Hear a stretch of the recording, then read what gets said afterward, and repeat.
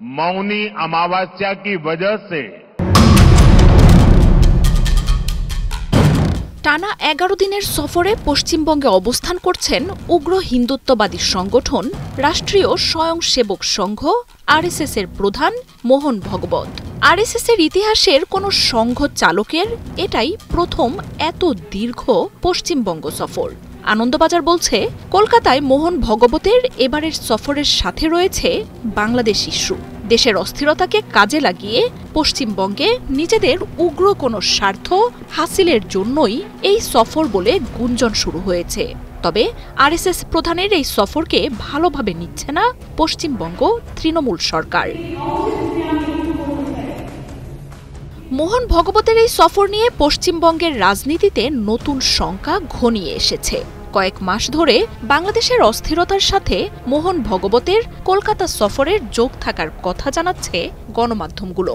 ভারতের গণমাধ্যম ও রাজনীতিকরা কয়েক মাস ধরে অব্যাহতভাবে বাংলাদেশ নিয়ে মিথ্যা প্রচারণা চালিয়ে আসছেন।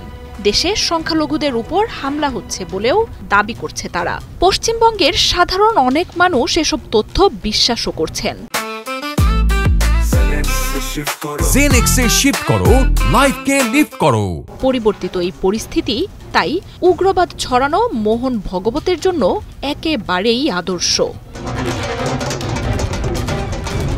মোহন ভগবতের আরএসএস ভারতের তীব্র কট্টর ও উগ্রপন্থী এক সংগঠন।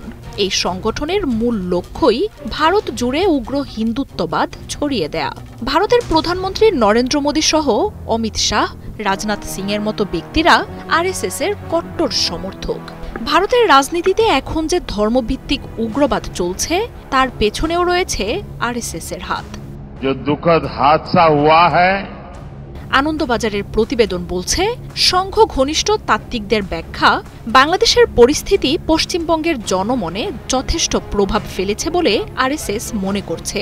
সেই সুযোগকে কাজে লাগাতে সংঘ নেতৃত্ব সুনির্দিষ্ট পরিকল্পনা তৈরি করে রাখতে চান। দীর্ঘ এই পশ্চিমবঙ্গ সফরে অন্যান্য সাংগঠনিক কাজের পাশাপাশি সেই পরিকল্পনাও তৈরি হয়ে যাবে বলে সংঘ ঘনিষ্ঠ তাত্ত্বিকদের মত। কয়েক বছর ধরেই ভারতের রাজনীতিতে ধীরে ধীরে অন্যতম প্রধান ইস্যু হয়ে উঠেছে বাংলাদেশ। দিল্লি থেকে শুরু করে ঝাড়খণ্ড বা পশ্চিমবঙ্গ সবখানেই নির্বাচন এলেই বাংলাদেশ ও এখান থেকে যাওয়া অবৈধ অভিবাসীদের দাবি তুলে ভারতের নিরাপত্তার জন্য তারাই দায়ী বলে অভিযোগ করে মোদি। সাথে থাকেন অমিত শাহের মতো বিজেপি নেতারাও। এমনকি মুসলিমদের ফাঁদে পড়ে বহু ভারতীয়র সর্বনাশ হচ্ছে বলেও দাবি দলটির। कई लोगों को चोटें भी आई हैं। সামনের বছরই পশ্চিমবঙ্গে বিধানসভার নির্বাচন। বহু বছর ধরেই এই রাজ্যটির দখল নিতে মরিয়া চেষ্টা চালাচ্ছে বিজেপি। তবে মমতার তৃণমূলের একটি বড় অংশ মুসলিম হওয়ায় রাজ্যটিতে বিজেপি তেমন সুবিধা করতে পারেনি। তবে বাংলাদেশ আবহে সম্প্রতি সেই অবস্থা পাল্টেছে। ইসকন সহ সীমান্ত ইস্যুতে কলকাতার রাস্তায় রাজ্যটির বিজেপি নেতা শুভেন্দু অধিকারী দাপট দেখাচ্ছেন। মমতার প্রশ্রয়ে বাংলাদেশিরা প্রবেশ করে অঞ্চলটি দখল করে নেবে এমন কথাও শোনা যাচ্ছে। স্পর্শকাতর এসব ঘটনায় রাজ্য বিজেপির ঘাঁটি শক্তি পাচ্ছে।